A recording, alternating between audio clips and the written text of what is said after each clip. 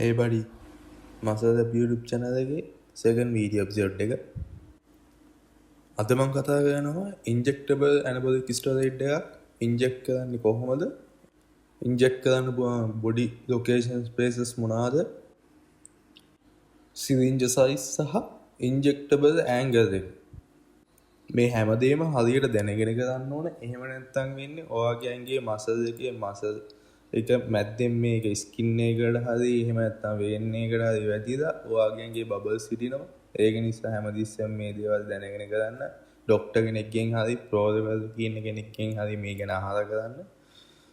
සහ මේ වීඩියෝ එක කරන්නේ ඔයාලා වැරදියට මේ දේවල් යූස් කරන නිසා ඔයාලට හෙල්ප් එකක් විදිහට මේක এডুকেෂන් පර්පස් only.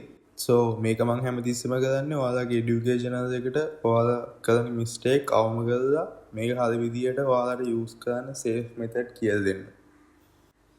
එහෙනම් අපි යම් වීඩියෝ එකට. අපි මේ ඇනබොලික් ස්ටෙරොයිඩ් එකක් ඉන්ජෙක්ට් කරගන්නකොට බොඩි එකට අපි හැමතිස්සෙම මේක ඉන්ජෙක්ට් කරගන්නේ මසල් එකකට. ඒ කියන්නේ ස්කින් එකටත් නෙමෙයි වේන් එකටත් නෙමෙයි මේක ඩිරෙක්ට් ඉන්ජෙක්ට් කරන්නේ මසල් එකට. එතකොට අපිට මේක ඉන්ජෙක්ට් කරගන්න පුළුවන් බොඩි ප්‍රේසස් මොනවද? ගොඩක් අපි ඇනබොලික් ස්ටෙරොයිඩ් මේදී බොඩි එකට ඉන්ජෙක්ට් කරගන්නකොට ඉන්ජෙක්ට් කරගන්න මසල්ස් තුනක් තියෙනවා. එකක් තමයි ෂෝල්ඩර් මසල් එක, අනිත් එක තමයි ග්ලූට්, අනිත් එක කකුලේ තයි එක. එතකොට මේ හැමතැනකම ඉන්ජෙක්ට් කරගන්න ඕනේ මසල් එක තියෙන තැනට. ඒ කියන්නේ ෂෝල්ඩර් එකේ මසල් එක තියෙන ඒරියා එකට හරියට ග්ලූට් එකත් මසල් එක තියෙන ඒරියා එකට කකුලේ තයි එකෙත් හරි මසල් එක තියෙන ඒරියා එකට තමයි මේක ඉන්ජෙක්ට් කරගන්නේ. මම යටින් ෆොටෝ එකක් දාලා තියන්න. මේ මසල් එකේ මෙන්න මේ වගේ මසල් එකකට තමයි ඉන්ජෙක්ට් කරන්න තියෙන්නේ. එතකොට අපි මේ ඉන්ජෙක්ට් එකක් ගන්නකොට මේ ඉන්ජෙක්ට් එක ගන්න ඇන්ගල් එකක් තියෙනවා. ඒ කියන්නේ අපි මේක ස්කින් එකකටත් නෙමෙයි වේන් එකකටත් නෙමෙයි ඉන්ජෙක්ට් කරන්නේ. එතකොට ස්කින් එකට ඉන්ජෙක්ට් කරන ඉන්ජෙක්ට් එකක් විදින ඇන්ගල් එකක් තියෙනවා. එතකොට වේන් එකට ගහන ඉන්ජෙක්ට් එකක ඇන්ගල් එකක්. මේ වගේ තමයි මසල් එකකට ගහන ඉන්ජෙක්ට් එකේ ඇන්ගල් එකක් තියෙනවා. එතකොට ඇනබොලික් ස්ටෙරොයිඩ් එකක් අපි ඉන්ජෙක්ට් කරන්නේ මසල් එක නිසා අපි ඒක ගන්න ඕනේ අංශක 90ක ඇන්ගල් එකකින් තමයි මසල් එකට.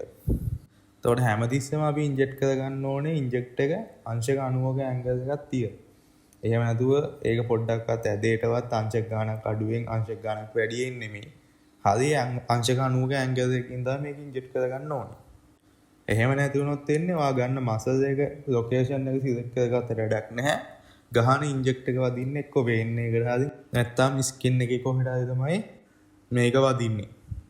ඒක නිසා හරි ඇන්ගල් එකකින් මේක ඉන්ජෙක්ට් කරගන්න. එහෙම නැත්නම් මේක ස්කින් එකේ හරි වේන් එකේ හරි කොටද වැදිලා මේක ඇතුලේ හිටිනවා. මේක ඇඟ ඇතුලට යන්නේ නැහැ හරියට. ඊට පස්සේ වෙන්නේ බබල් එකක් හැදිලා ඔයාලට මේක ඔප්රේෂන් කරන්න වෙන්නත් පුළුවන්. එහෙම නැත්නම් මේ බබල් එක ඔයාලට ගොඩ කාලයක් ඇඟේ හිටින්න පුළුවන්.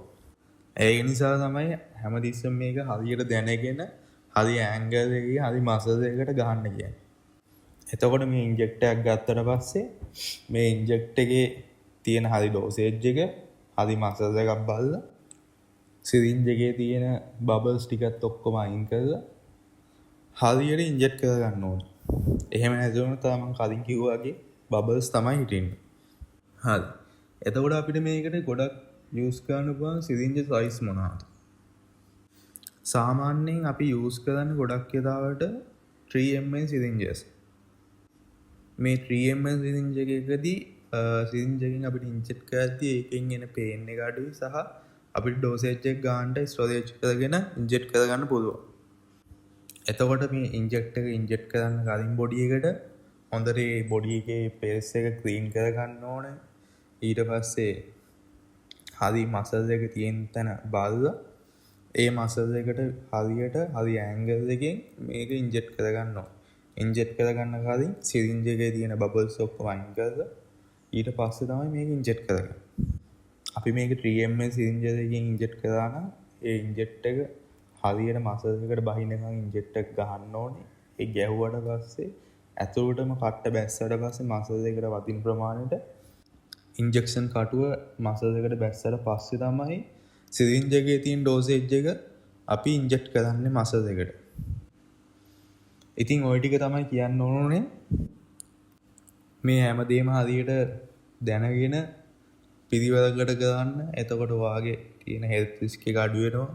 එතකොට මේවත් එක්ක මගේ ෆස්ට් වීඩියෝ එකේ කිව්වාගේ ගන්න ඕන විටමින්ස් ටික ගන්න. හැමදේම පිළිවෙලකට බැලන්ස් එකේ කරන්න යන්නේ ඕවර්ඩෝස් ගන්න යන්න එපා. ස්ටෝරේජ් කරන දේවල් බොඩි එකට ගන්න ස්ටෝරේජ් කරගන්න. රිකවරිකට ඕන දේවල් ගන්න, විටමින්ස් ටික ගන්න, ප්‍රෝටීන් ටික ගන්න. හොඳ නිින්දක් ගන්න. එතකොට තමයි මේ ඇනබොලික් ස්ටෝරේජ් එකක් ඔයගෙන් ගියේ හොඳට වැඩ ගන්න. එහෙනම් තවත් වීඩියෝ එකකින් හම්බෙමු. ජය වේවා.